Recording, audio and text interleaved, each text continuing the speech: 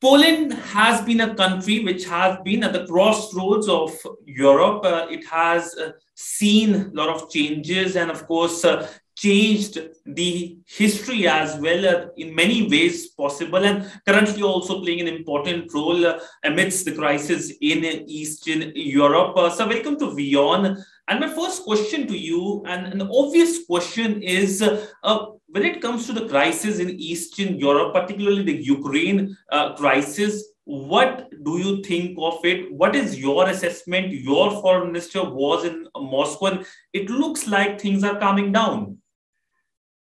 Well, first of all, thank you very much for having me. It is very important for us, for Poles also, to share our assessment, our perspective to the Indian public opinion. Your country is a very important actor on the international scene. So it is of crucial importance for us to share also our perspective and opinions with you. So once again, thank you very much. With regards to the current situation in Central and Eastern Europe, as you've probably seen, Russia is continuing its aggressive posture and aggressive policy towards Ukraine and other countries in this region. There are more than 100,000 troops deployed just next to the Ukrainian border. It is a kind of pressure on the Ukrainian state.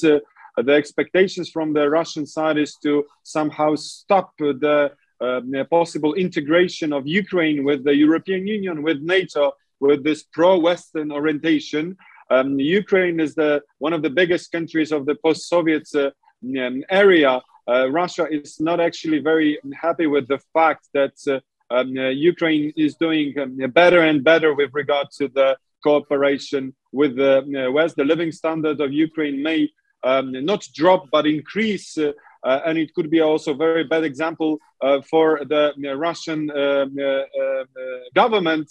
One day the Russian public opinion may ask, how is that happened that the Ukrainian nation is doing better than the Russian one? So the Russian government, President Putin, is trying to rebuild also some kind of sphere of influence and to rebuild, as he said, the Soviet empire. He once said that the collapse of the Soviet Union is the biggest tragedy of the 20th century.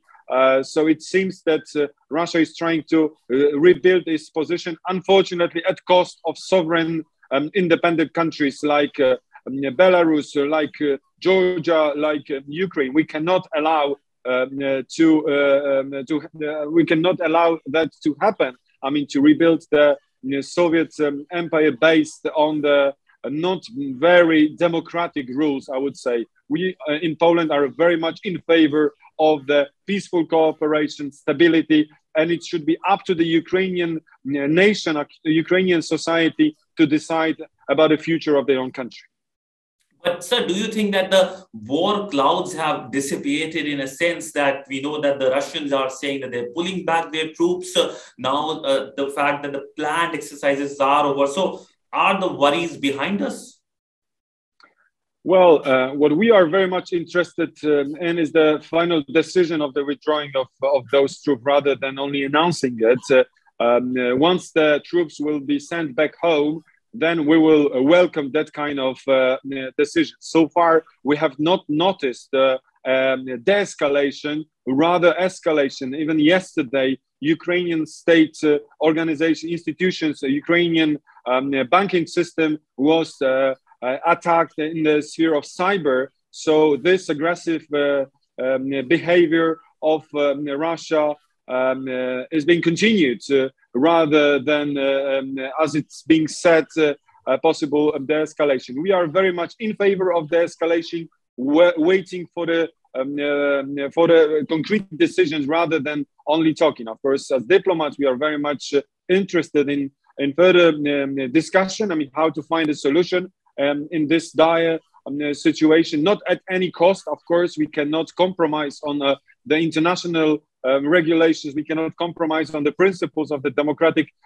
free world. But being diplomats, of course, we are ready to continue this dialogue. That's why Minister Rau, Minister of Foreign Affairs of Poland, yesterday paid a visit to Moscow to discuss the possible solution. We are the chairman of the OEC, Organization for Security and Cooperation in Europe, this year. So we do have some kind of responsibility for the security in Europe, ready to discuss and ready to talk to Russians. But the first decision we are expecting from our Russian neighbors is to withdraw troops from the border of Ukraine, from the territory of Belarus, because there are more than 30,000 Russian troops actively exercising on the territory of Belarus, just next to Ukrainian borders, just next to Polish borders. This is the kind of immense pressure on the Ukrainian state exerted by the Russian government. So that's why we had to ask also our American allies to deploy further NATO troops to Poland. That's why we are discussing possible sanctioning Russia in case of further escalation. We need to be ready as the free world, as the democratic society, as the democratic community of free world. But recently you talked about the refugee crisis. There can be, in fact, a refugee crisis if there is some kind of escalation in Eastern Europe. How is Poland prepared to deal with such kind of crisis? Well, we still do hope. The refugee crisis, basically. We still do hope that the situation will be de-escalating, so there will be no incursion, no Russian attack on the sovereign country named Ukraine.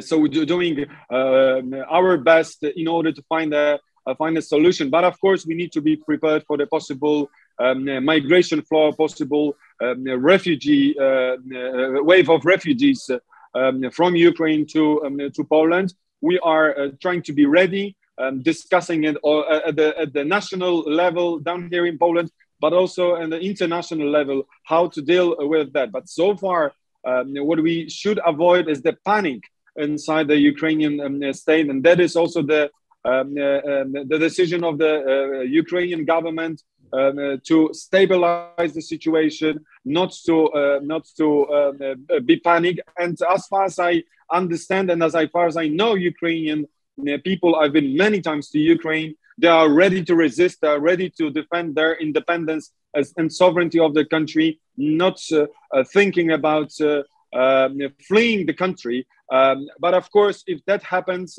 as Poland, as the neighboring country, will need to be ready to host possible refugees. As always, we are ready to help to those who are in need, but hopefully it won't happen.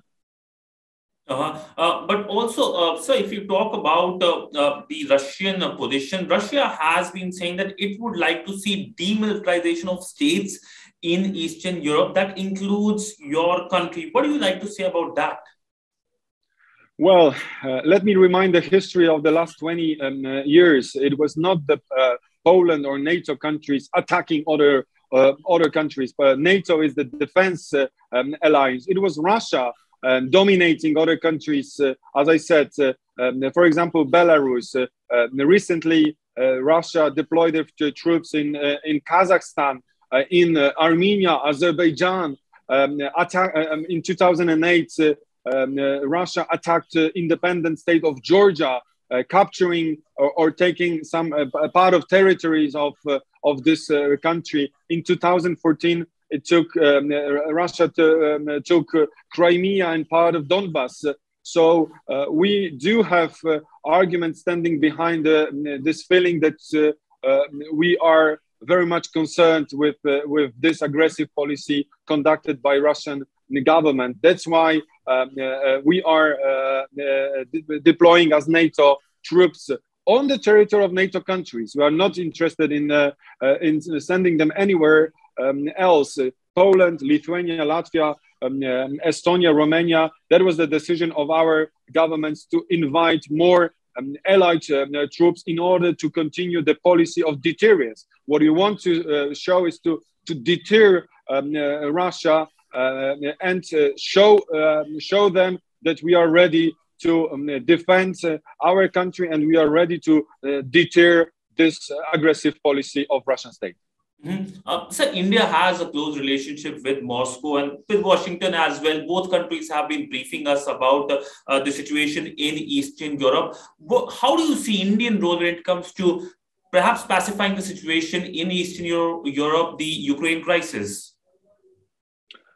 Well, as I said at the very beginning, India is one of the most important actors on the international scene, the biggest democracy in the world. So it has also the potential to have a positive impact and positive influence on the international security architecture. Both of our countries are very much profiting from the fact that this security architecture is stabilizing the global situation. There are some countries, starting from Russia, but also other which are trying to challenge. I mean, this architecture, change it.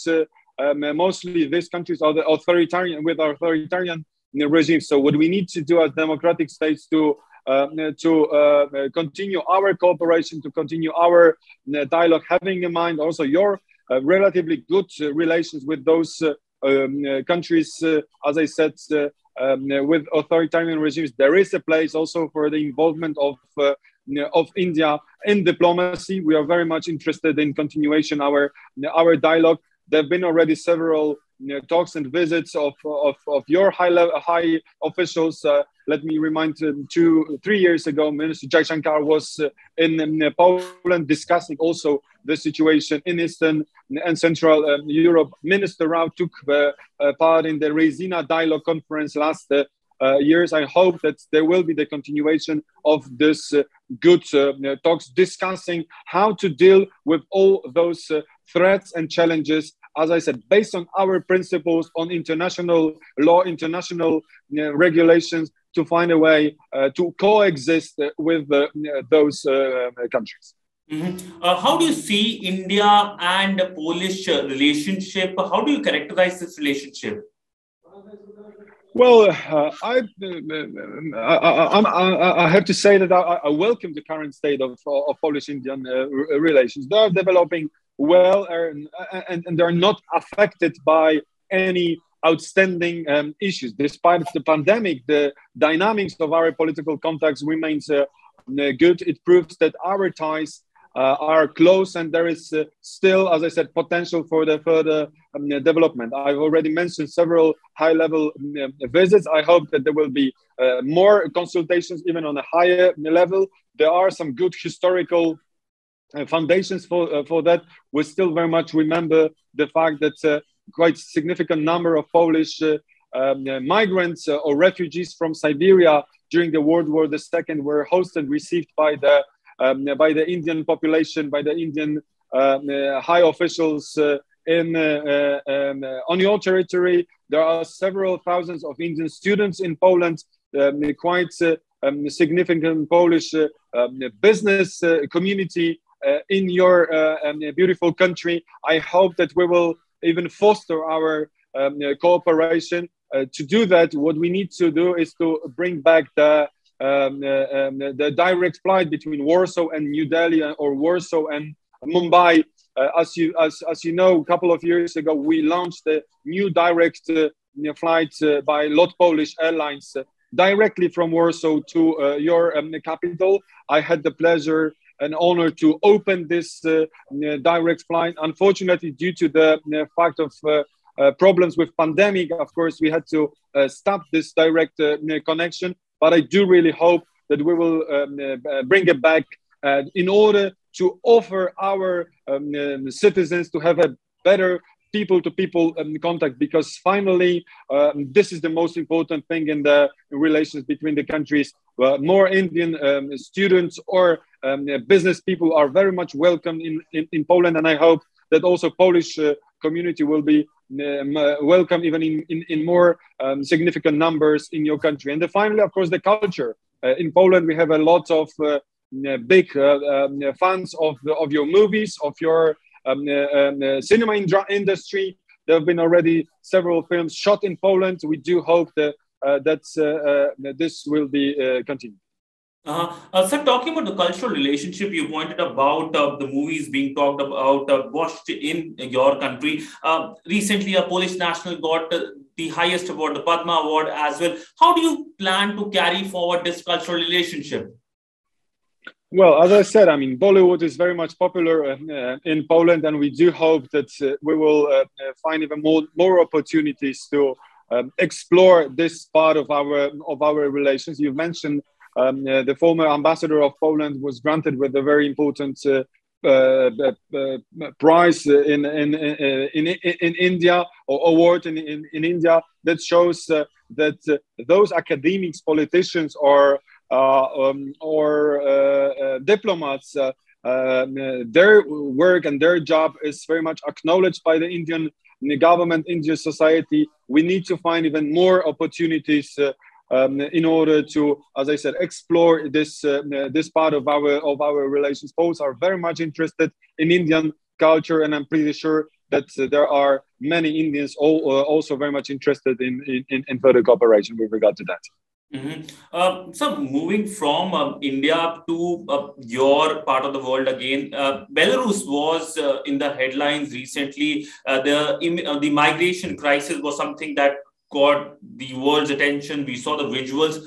Has the crisis now abated, or it's still continuing? Well, it was not basically, we shouldn't call it the crisis. It was the artificial crisis, very well planned by the authoritarian regime of Mr. Lukashenko. Mr. Lukashenko, after elections which were fraud, as everybody knows, was sanctioned by the European Union, and his answer was, and he said it publicly, that he will create the refugee or the migration crisis at the border. That's why he encouraged many possible migrants from the Middle East countries, from Asian countries, in order to come to Belarus, and they were forcibly pushed through the border with Poland and Lithuania illegally to cross this border. Unfortunately, those people found themselves in a very difficult, dire situation in the winter time. They got stuck in a forest, legally, of course, being on the territory of Belarus, but basically being a kind of bullets in hands of the authoritarian regime of Mr. Lukashenko. This crisis is not over yet. There are still hundreds of migrants in Belarus in hands of Mr. Lukashenko,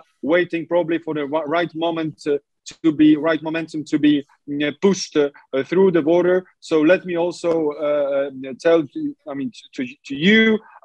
or the Indian society, be very much aware of this fact that being invited to Belarus means that you can be used as a bullet in hands of the authoritarian regime and then pushed through the border. I know that the Belarusian diplomats are very actively searching for new possibilities to bring innocent people to Belarus and then use them as the political instrument against the European Union, against Poland. So we wouldn't like to have this with friendly nations like the very friendly nation of India. Now coming back to the region again, Indo-Pacific is something that has been gaining currency. India is supporting that. There are many countries in Europe. In fact, the Paris Indo-Pacific Forum will be taking place next week. What is Poland's position on Indo-Pacific? Well, first of all, after regaining our full sovereignty and independence after the collapse of the Soviet Union, as you know, we've joined NATO and the European Union, and the natural environment for us was to be very concentrated on the European affairs, transatlantic relations. Now our economy is doing very well. We are in a much better position than 30 years ago. So there are a lot of business people interested in finding places to invest in the Indo-Pacific area. That's why our diplomacy is trying to be also quite active in your region.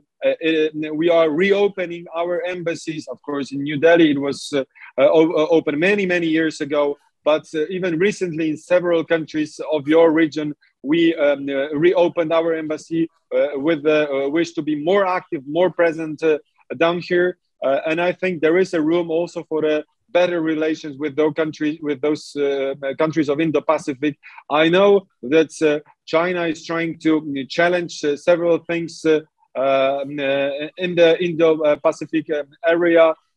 We are trying to be active as well to keep the stability through the instruments we do have bilaterally, but also on the at the level of the European Union. There is this Indo-Pacific strategy being discussed. We are, as Poland, very active in this discussion. So yeah, there are a lot of possibilities. Asia is the continent of the 21st century. This is, I mean, there is a huge potential. So Poland, with the economy which is doing, as I said, very well, is trying to be active on every possible level: political, diplomatic, economic cooperation, and cultural collaboration, as we've mentioned before.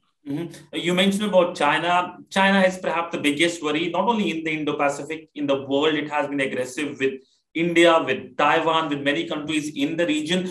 What's Poland's view about a very aggressive China? We are dealing with it, and perhaps how do you see that Poland can be part of the international community to make sure that this aggressiveness can be, in a sense, challenged? Well, we are stick to the one China policy as Poland, and of course there are a lot of challenges with regards to China. But what is crucial is to keeping the dialogue, discussing all those issues which are very problematic.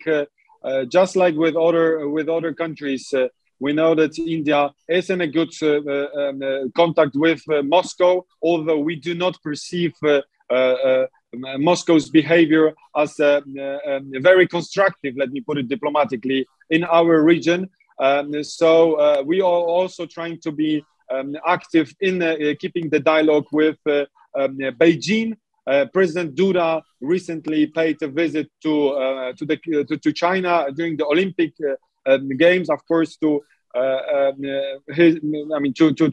encourage our sportsmen mostly. But on the margins of the Olympic Games, he had also a quite good and frank discussion with President Xi Jinping. So our relations with China are quite vivid. There is a potential in economic cooperation. But of course, there are some issues which need to be discussed, which need to be solved. And we as Poland are ready also to be an active actor with regard to that.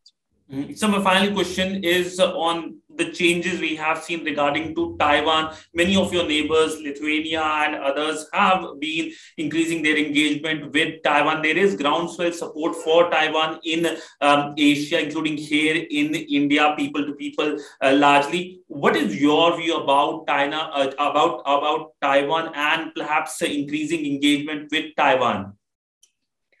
Well, as I said, we are stick to the one China policy, and but we can also respect the decision of every sovereign country to have their own interests and their own ideas how to conduct foreign policy. It was the Lithuanian decision to follow those principles of their interest. There are neighboring countries, so of course any pressure on them should not be acceptable. But what I can say with regards to Taiwan, we are trying to find a new possibilities how to encourage our business people to cooperate with Taiwan. Taiwan is a big economy. There is a potential.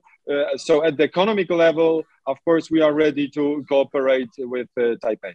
Well, thank you so much, sir, for that very extensive interview touching about various subjects from Moscow to New Delhi, from Taiwan to many countries in Europe. But nonetheless, the engagement continues, and perhaps we can see you in person here in Delhi. Thank you so much, sir. With pleasure. Thank you very much for having me.